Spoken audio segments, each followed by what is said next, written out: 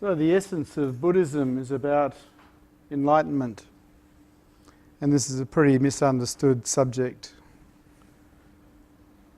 People think they understand enlightenment, but usually they don't. Every human being is a Buddha, but a sleep Buddha, a Buddha that doesn't recognise itself, hasn't recognised itself. So awakening is when the Buddha within, or beingness, whatever you want to call it, recognises itself, becomes aware of itself. And this has absolutely nothing to do with the mind. It is not the mind that becomes enlightened.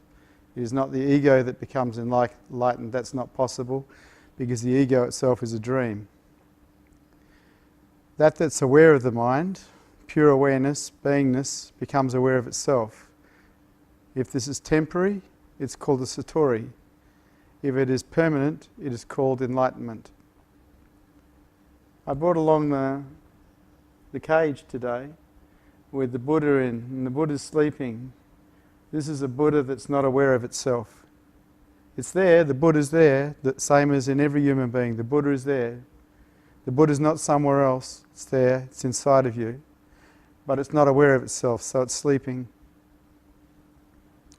When the Buddha becomes aware of itself, watch out. The cage represents the mind. The bars of the cage basically are made up of belief systems and fear. And so for the Buddha to be supported in awakening, for awareness to become aware of itself, the mind needs to be in a space where it will support it. And so in Buddhism, they talk about developing an equanimous mind. This is a mind that is not thrown around by outside influences, not affected by attack or love or anything else. It stays even. And this is a mind that has been trained to do that through practice. The cage is the mind. And so in Buddhism, same as in Hinduism or Sufism, it's about teaching the mind to be quiet. Meditation, the practice of meditation, mindfulness training is all about teaching the mind to become quiet. The same as yoga, if it's truly followed through for what it was created, is about the mind becoming quiet, silent and still. Because it is a quiet mind that will support enlightenment, will support awareness, becoming aware of itself and staying aware of itself, enlightenment.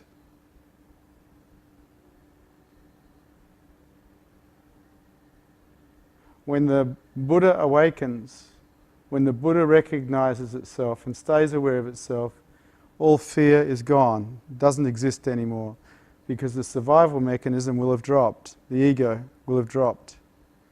And so there'll be no fear, there'll be no anger. It's a very, very different way to live in the world because there isn't the same reference points. The ego makes up its reference points of projections to the future based on past experience and belief systems about itself.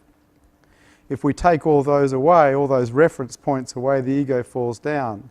And if we look at those reference points, the past, the projections to the future and belief systems, they're all mind trips, they're all imaginary.